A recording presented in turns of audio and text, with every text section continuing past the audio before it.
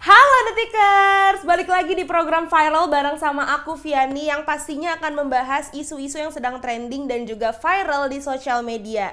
Nah kali ini aku nih udah bajunya udah agak lumayan cerah ya, mengisyaratkan kalau misalnya topik yang hari ini kita bahas itu adalah sesuatu yang fun dan juga menyenangkan. Karena ada tren baru yaitu tren WFB, Work from Bali. Bahkan beberapa tokoh pemerintahan ya juga menyarankan ASN-ASN-nya juga untuk WFB, Work from Bali, guna untuk menyupport dan juga mengembalikan pariwisata Bali gitu katanya yang aku baca. Nah kalau misalnya Viani ngobrol-ngobrol tentang WFB tanpa mengundang orang yang bener-bener WFB kayaknya nggak afdol ya nggak sih? Langsung aja yuk kita invite, ini dia ada dua teman aku yang udah bergabung. Di sini ada Ryan Oi dan juga Yoga. Hai. Halo. Halo. Halo. Ada Oi dan juga Yoga. Apa kabar Oi Yoga? Baik, Viani. Apa Baik kabar ya. Viani di Jakarta? Baik. Ini kayaknya kalian Bali vibes banget ya. Yang satu pakai kacamata, belakangnya sawah ya Oi ya.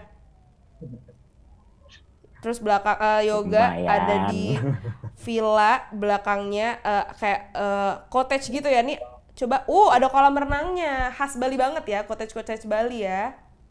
Ya gitu. Ya gitulah ya. Terus gimana nih kalau misalnya kalian ngelihat di Bali kondisinya? Udah mulai ramai lagi nggak sih atau masih sepi-sepi aja? Kalau misalnya gue keluar nih pagi-pagi, itu toko-toko masih pada tutup. Terus paling bukanya itu di malam dan siang gitu sih. Malam dan siang. Karena malam banyak ini juga yang buka ya. Kayak toko-toko minuman, makanan yang buka gitu. Iya, tapi juga nggak serame dulu ketika gue waktu SMP ke Bali gitu. Oh oke. Berarti masih lumayan sepi lah ya. Untuk ukuran Bali gitu. Iya, Bali kan kayak jalan aja biasanya motor-motor tuh rame gitu. Sekarang kayak gue jalan di tengah jalan tuh masih aman aja. Oh gitu. By the way kalau Yoga ini kerjanya di Jakarta ya berarti? Iya, kalau sekarang lagi remote gitu. Lagi remote kerja. Karena gue pekerja digital juga, jadi ya nggak ada attachment buat tinggal di satu kantor gitu sih. Oke. Bekerja sebagai apa nih Yoga? Kalau saya ini jadi UI UX designer di sebuah fintech. Oh jadi bisa remote dari jauh juga. Oke ya. Ya, Oke, kalau Oi nih, Oi lo kerjanya apa dan di lingkungan lo sekarang Bali tuh gimana? Rame nggak sih? Oke, Viani, thank you. Kalau gue pribadi kerja kebetulan di digital agency, untuk bidangnya lebih fokus di influencer marketing sih. Jadi memang sangat amat oke banget buat kerja remote, dan during pandemic juga selama ini itu aktivitas di kantor kan full WFA, jadi memutuskan untuk pindah ke Bali. Total kalau misalkan dari pertama pindah itu sekarang udah masuk ke 7 bulan. 7 Dan bulan. selama 7 bulan di Bali ini udah pindah ke beberapa tempat juga sih. Pernah tinggal di Sanur, pernah tinggal di Canggu, dan juga pernah tinggal di daerah Seminyak Ubud. Walaupun di Seminyak Ubud singkat-singkat sih, nggak ada yang bulanan. Nah kalau misalkan untuk ngeliat kondisi saat ini, sebenarnya compare sama pertama kali datang udah banyak banget improvementnya sih ya. Karena memang posisinya itu udah jauh lebih ramai, udah jauh lebih aktif juga, pariwisata dan lainnya, pantai-pantai juga udah mulai keisi. Cuman memang kalau compare sama beberapa tahun lalu, kebetulan terakhir ke Bali sebelum pandemi ini 2015 atau 16 gitu, itu jauh banget. Dan kalau untuk tren masyarakat ataupun pariwisatanya sendiri juga condong ini semakin lama di sisi pantai barat, bagian Kuta, Seminyak, Canggu. Lambat laun pun juga ramainya ini ke arah utara, di mana mungkin pada tahun 2015-16 itu ramainya di bagian Kuta, terus pindah ke Legian ramainya, terus abis itu Legian udah mulai drop, pindah lagi ramai ke Seminyak, sekarang Seminyak juga udah lumayan sepi, pindah lagi ke Canggu. Kalau misalkan Canggu sendiri, kebetulan di Canggu ini udah jalan 4 bulan kalau nggak salah, itu saat ini udah mulai ramai banget sih, udah mulai bisa dibilang agak-agak kayak normal sebelumnya. Karena memang posisinya ini di Canggu, tempatnya WNA juga, dimana ya bisa dibilang bule-bule semuanya itu tinggalnya di daerah Canggu, mayoritasnya. Bahkan kalau misalkan di daerah sini pun lokal ataupun orang Indonesia itu bisa dibilang sebagai minoritas karena memang mayoritasnya adalah ya bule gitu di daerah sini. Oh Nah, gitu, Oi. iya, di daerah Canggu itu mayoritasnya malah bule karena memang pantainya ini isinya surfing dan lainnya. Jadi memang untuk aktivitasnya pun banyak diisi sama aktivitas orang-orang luar juga. Kalau yoga nih, lo stay di mana dan udah berapa lama juga nih? Kalau tadi kan Royan kayak lama banget gitu, udah 7 bulan di Bali. Gue ini baru nyampe tuh di Senin kemarin. Oh, oke. Jadi karena libur tuh hari Selasanya, gue berangkat dari Malang sampai gue di Ubud dulu sehari, abis itu pindah ke Seminyak. Nah di sini Seminyak baru 2 hari ya berarti sekarang. Berarti baru 2 hari, masih anget-angetnya, vibes-nya masih kayak kepo-keponya nggak sih, pengen ke kafe mana, kerja di mana gitu nggak sih? Iya banget, jadi kemarin kayak nyoba nih,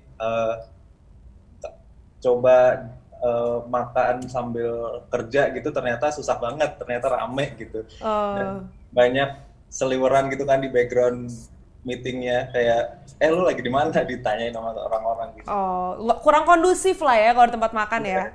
Ya ternyata emang harus dipilah aja gitu. Oke, tapi lo ada wishlist nggak, misalnya, aduh gue BM banget pengen kerja sambil ngeliatin orang lagi surfing, atau enggak gue BM banget kerja tapi ngeliatnya sawah gitu, kayak Oi backgroundnya sawah gitu. Kalau bucket list sih nggak ada, cuman gue punya kebiasaan baru karena di sini lebih cepat sejam ya daripada Jakarta.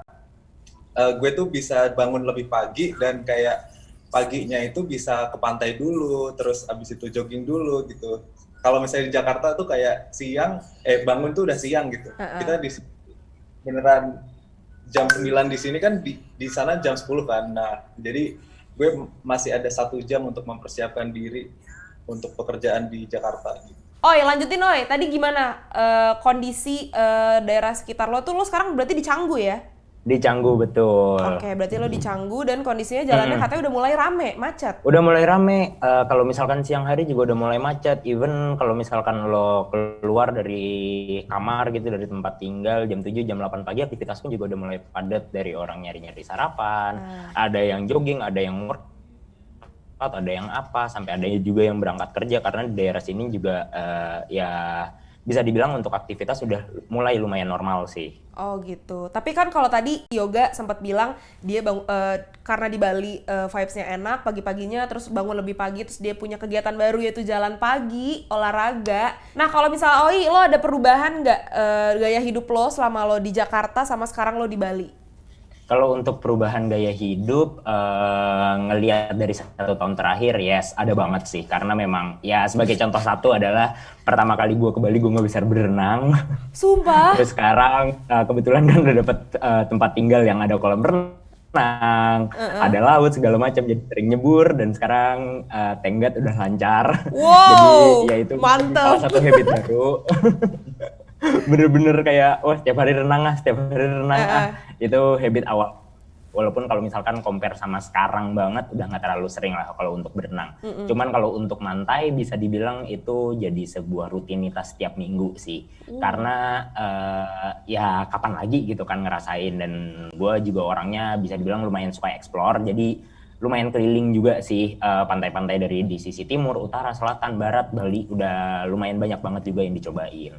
Oke, kalau misalnya dari itu kan kalau rutinitas lo ya, kayak lo sekarang bisa berenang, terus lo mantai itu sore ya, lo paling ke pantai gitu ya, seminggu kadang sekali. Kadang pagi, kadang sore. Di Bali ini tinggalnya itu sendiri atau bareng temen apa gimana nih kalau dari Yoga?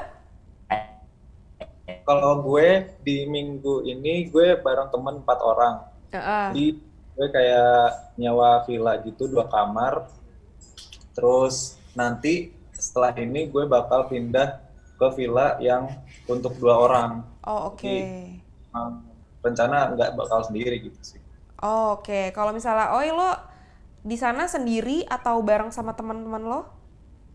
Kebetulan selalu sendiri sih, cuman lambat laun kalau untuk tempat tinggal selalu sendiri. Cuman memang selama di Bali ini banyak juga kan teman-teman dari Jakarta yang main ke Bali, dan akhirnya ya nyewa villa seminggu bareng-bareng rame-rame, atau juga udah banyak beberapa teman-teman baru juga di Bali. Jadi udah sharing-sharing tempat juga bareng. Untuk kosan saat ini pun juga udah bareng sama beberapa teman yang ketemu di Bali juga. Oh, berarti udah berteman berkawan, lo udah punya squad dong di Bali berarti, Oi. Kasarnya sudah. Gila ya, 7 bulan sih memang. Tapi kan lo pindah-pindah Iya. juga nih kan, bergerilya dari utara ke mana tuh. Ya kebetulan walaupun bergerilya pindah-pindah, tapi bisa dibilang Bali nggak terlalu besar ya, masih masih deket-deket aja. Palingan kayak dari yang tempat gua dulu di Sanur sama sekarang ke Canggu, naik motor mungkin kisaran 30-40 menit gitu, 20 kiloan aja. Jadi kayak Masih reachable lah ya. Iya betul.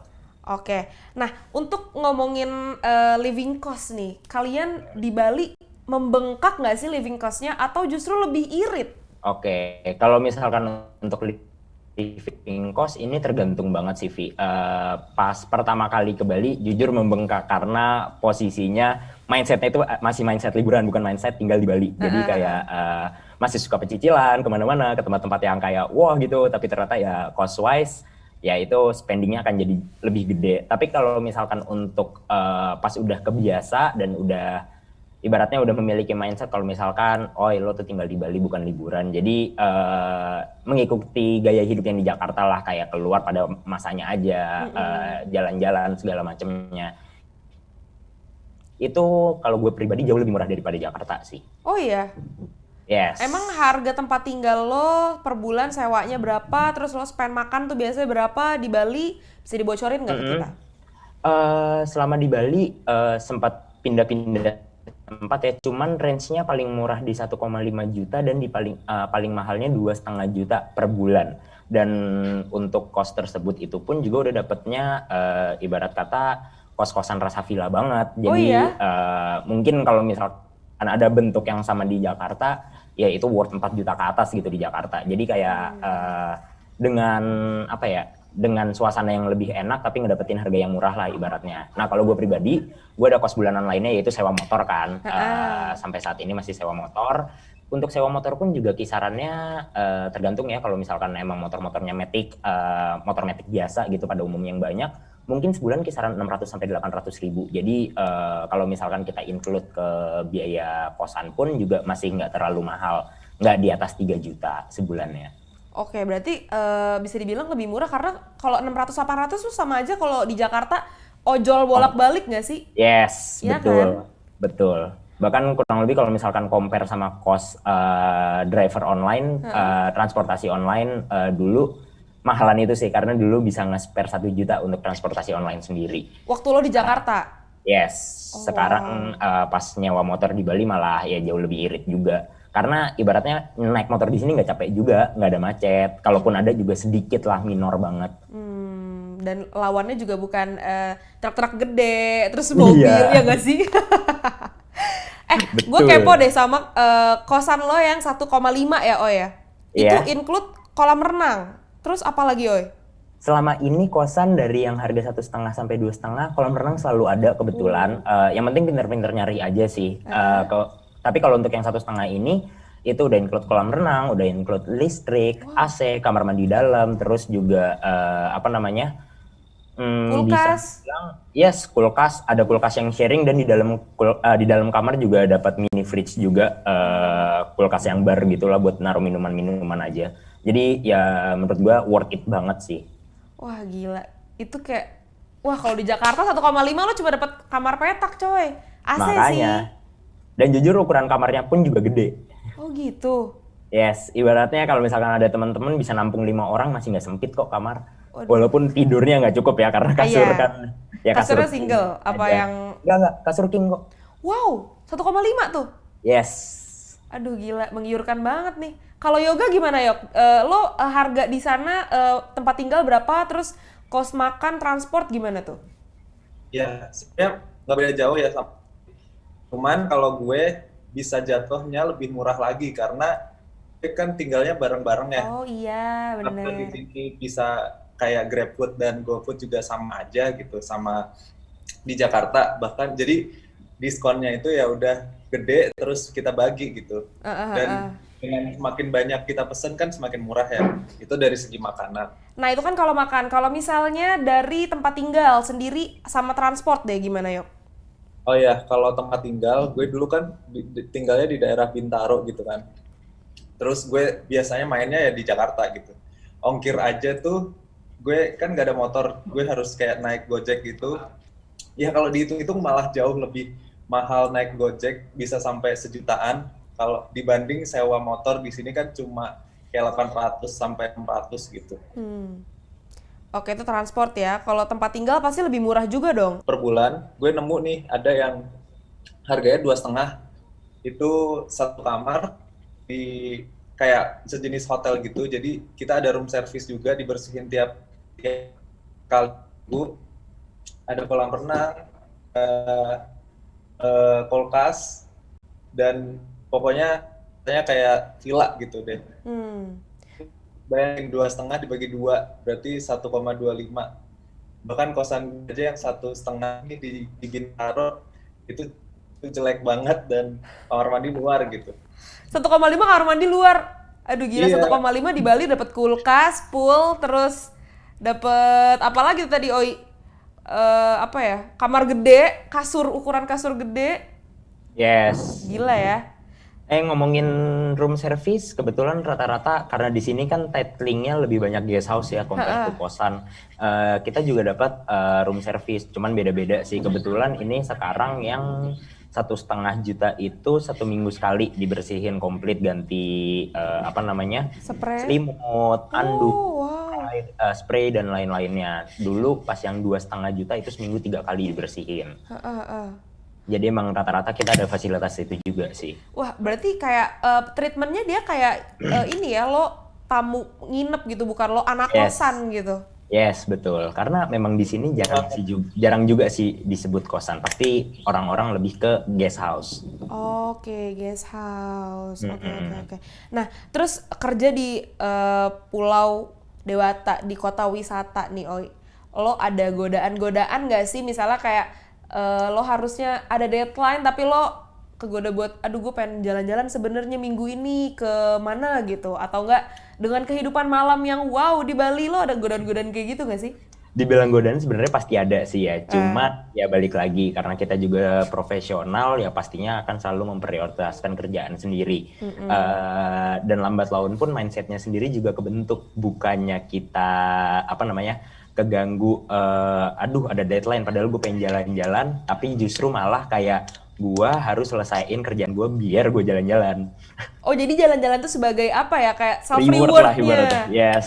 Oke, berarti bisa dibilang udah hidup lo semakin teratur, terus lo menemukan gaya hidup yang mungkin lebih sehat untuk untuk fisik dan mental nggak sih? Karena kan lo bisa dengan mudah cari tempat rekreasi gitu ya nggak sih? Yes, bisa dibilang seperti itu sih. Karena sebagai contohnya pas itu 6 bulan di Bali pertama, berat gue naik bisa Masa? 8 kilo kalau nggak salah berat gue naik. Terus kemarin pas bulan puasa pulang kan mudik sebelum ada larangan, kurang lebih 1 bulan kurang lah di Jakarta, itu berat gue turun lagi. Wah, gila lo kayaknya emang cocok tinggal di Bali deh, Oi. Asli, cocok banget ini mah jatuhnya. Asli lo yoga, kalau misalnya yoga sendiri 2 hari ini udah menemukan pola belum? Ataukah masih ngeraba apakah gue lebih enjoy di Jakarta atau di Bali? Kalau pola sih masih belum ya. Tapi gue kayaknya tidurnya jauh lebih nyenyak sih. Oh gitu? Karena kayak udaranya itu bukan udara AC gitu sih. Oh, oke. Dan juga kayaknya udaranya lebih fresh nggak sih? Betul.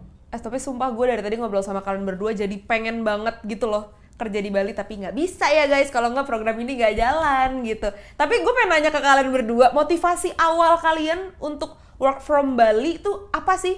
Yang paling awal banget kayak, gue pengen liburan, pengen kerja rasa liburan, atau gue pengen kerja di pinggir pantai apa gimana gitu. Coba dari Oi deh. Kalau gue pribadi pas pertama kali kesini nggak ada rencana untuk work from Bali sih, karena memang pengen liburan aja gitu, cuman liburannya jangka panjang. Pas itu pokoknya pertama kali kalau nggak salah ngeplan untuk 2 minggu stay di Bali sendirian, solo trip aja gitu. Tapi pas sudah 2 minggu turns out jadi extend lagi sampai akhirnya sekarang udah 7 bulan. Wow, berarti Jadi, dari ketidaksengajaan lo ya kalau gue lihat. kalau gue pribadi beneran dari ketidaksengajaan sih. Oke, kalau yoga lo apa sih yang memotivasi lo untuk WFB? Kalau gue sendiri itu kan emang dari dasarnya itu perantau gitu. Kalau gue itu rumah aslinya di Malang dan Oh, kayak kuliah di Bandung terus kerja di Jakarta gitu kan. Nah, gue tuh sebenarnya juga eh, ada salah satu yang mendasari gue switch karir menjadi UI UX designer itu adalah si remote workingnya ini gitu. Jadi karena gue anaknya suka rantau dan kemana-mana, gue tuh suka banget nih kalau misalnya kerjaan gue tuh nggak perlu attach sama satu tempat gitu. Nah makanya eh, ketika gue udah berhasil nih dapat kerjaan sebagai UI UX designer, ya ngapain lagi gue harus tetap stay di Jakarta gitu. Jadinya gue kemarin pulang dulu nih ke Malang bentar seminggu, abis itu minta izin, mah aku kayaknya mau ke Bali, tapi belum beli tiket pulang nih gitu, boleh nggak gitu. Terus dibolehin, jadi ya udah. oke, berarti lo ada izin-izin orang tua ya? Lo izin orang tua nggak lo, Oi? Enggak. Astaga. Jadi pertama kali karena liburan kan, jadi kayak ya udah cuman ngomong aja mau liburan ya ke Bali. Ya of course, ya udah silahkan gitu karena memang notabene orang tua gue juga bisa dibilang lumayan santai dan tiba-tiba pas extend ya udah cuman di follow up aja setiap minggu, pulang kapan belum tahu belum beli entaran dulu. Gila, lo kayak Bang sampai Toyib ya. nyangkut.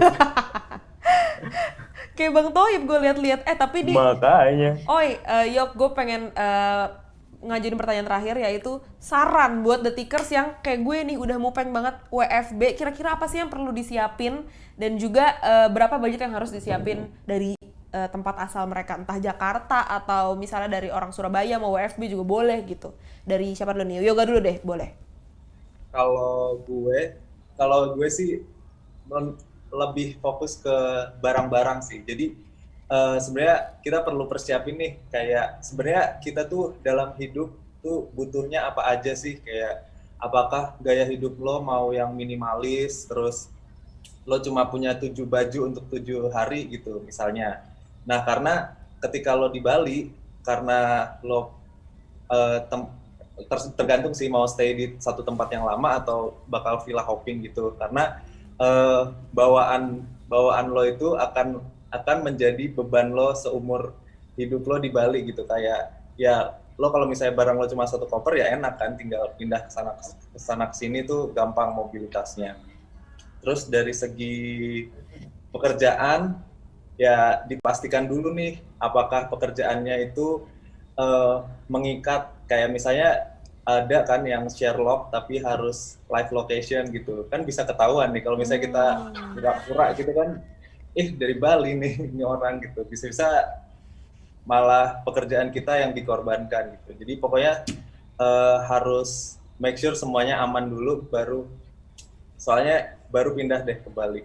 Oke, kalau dari Oi gimana, Oi? Apa yang perlu disiapin nih dari detikers yang mau WFB dan budgetnya berapa gitu yang perlu disiapin? Kalau misalkan apa yang perlu disiapin, menurut gue pertama adalah izin. Bukan masalah izin orang tua, tapi lebih ke izin kantor. Karena nggak semua kantor-kantor yang base-nya, apalagi di Jakarta ya, even though kalian kerjanya udah remote selama setahun terakhir ini, tetap boleh atau ngizinin kalian untuk work from Bali dalam jangka waktu yang cukup lama. Karena ada beberapa case temen gue yang pengen ikut kayak gue gitu pas itu kerja dari Bali, cuman ya dilarang sama kantornya untuk kerja dari Bali karena satu dan lain hal, gue juga kurang paham. Nah yang penting kalau misalkan kalian udah punya izin itu persiapin aja sih barang-barang. Itu setuju banget sama Yoga. Kebetulan gue juga cuma satu koper pas pertama kali datang, makanya di awal juga sempat pindah-pindah ke beberapa tempat itu karena memang pas pindahan pun juga nggak ada kesusahan atau nggak ribet lah ibaratnya. Dan yang paling pertama sih menurut gue sebelum kalian move untuk ke Bali adalah make sure dulu tempat tinggal atau lokasi mana sih yang mau kalian tuju, apakah di daerah Sanur, apakah di daerah Seminyak, atau mungkin daerah Canggu. Kalian coba searching dulu kira-kira di sana tuh seperti apa sih kondisi tempat tinggalnya segala macam. Make sure kalian udah punya tempat tinggal sih. Jadi once kalian udah sampai nantinya di Bali, kalian udah tahu atau bisa langsung ngedrop barang kalian tanpa perlu bingung-bingung nyari-nyari tempat. Mungkin bisa dulu untuk stay singkat di satu tempat tersebut sembari kalian nyari tempat yang lainnya. itu possible banget. Cuman kalau misalkan untuk detail terkait cost, apalagi tiket pesawat ya, ini make sure juga kalian plan at least 2 minggu sebelum sih, karena kalau misalkan dilihat dari harga pesawat itu juga ngebantu banget, karena cost kalau misalkan kalian pesan tiket lebih jauh hari juga jauh lebih murah juga. Ibaratnya jangan kalau misalkan kalian pengen nyoba WFB dari Bali, ya work from Bali, mau nyobain remote work, terus beli ke Balinya ini pas lagi ada momen tanggal merah atau apa, karena itu pasti yang namanya tiket pesawat akan melejit banget. Kayak contohnya mungkin kemarin tanggal 1 atau tanggal 26 itu tiket pesawat berkali-kali lipat harganya, bisa di atas 1 juta. Nah terus kalau misalkan untuk budget wise, itu sih kalian perlu untuk menetapkan fixed cost kalian per bulan, kemampuan kalian berapa sih, bisa diambil percentage dari pendapatan bulanan kalian juga. Kalau kalian udah tahu nih fixed cost kalian berapa, itu juga bisa disesuaikan, kalian cari tempat dari kosannya, karena ya contohnya sebagai gue pribadi bisa ngedapetin kosan 1,5 juta, rasa 4 juta gitu ibaratnya. Terus juga kayak sewa motor, atau mungkin kalian mau villa hopping kayak si Yoga, itu kan beda-beda kebutuhan dan juga gaya hidup orang-orangnya. Jadi untuk budget wise pasti kalian akan lebih tahu sih kira-kira bisa spending fixed cost sebagai pengganti living cost kalian di Jakarta untuk ke Bali itu berapa persen dari pendapatan bulanan kalian. Jangan sampai ibaratnya modal nekat gue datang ke Bali tapi ujung-ujungnya malah boncos karena belum tahu apa-apa gitu. Better survey terlebih dahulu juga. Berarti lo harus riset juga ya, Yes. mau tinggal di mana dan juga kira-kira gaya hidup seperti apa yang pengen lo jalanin di Bali gitu ya. Betul, karena memang ada banyak banget opsi. Ibaratnya ada orang yang ke pantai terus, selancaran aja segala macam. Jadi kayak ya banyak banget opsinya dan harus disesuaikan juga sih sama kalian dari awal maunya ke arah mana. Oke deh, thank you banget nih Oi dan Yoga. Semoga bisa menginspirasi juga nih buat Detikers yang kira-kira udah penat kerja di Jakarta, terus pengen kerja di Bali sesuai anjuran Bapak Luhut, ya nggak sih? Wah, Karena iya, pemerintah kemarin. juga udah mulai menyarankan untuk kerja ke Bali atau enggak ke Lombok sekarang juga bahkan. Udah Yes. mulai disaranin kayak gitu. Nah, dan kalau gue simpulin ya, kayaknya living cost dan juga gaya hidup Bali itu juga tergantung dari kita di sana mau gimana. Ya nggak sih, Oi? Betul sekali, Viani. Kalau gitu thank you banget, aku ucapin sekali lagi buat Oi dan juga Yoga. Semoga lancar terus dan sehat terus di Bali. Thank you, Viani. Dan buat Detikers, makasih juga udah nonton viral episode kali ini, yaitu Work from Bali. Semoga Detikers juga ngerasa kalau misalnya kerja nggak harus di Jakarta doang, kok bisa di mana aja. Asal ada budgetnya dan diizinin sama kantornya. Kalau gitu Viani pamit dulu dan sampai jumpa di episode selanjutnya. Dadah!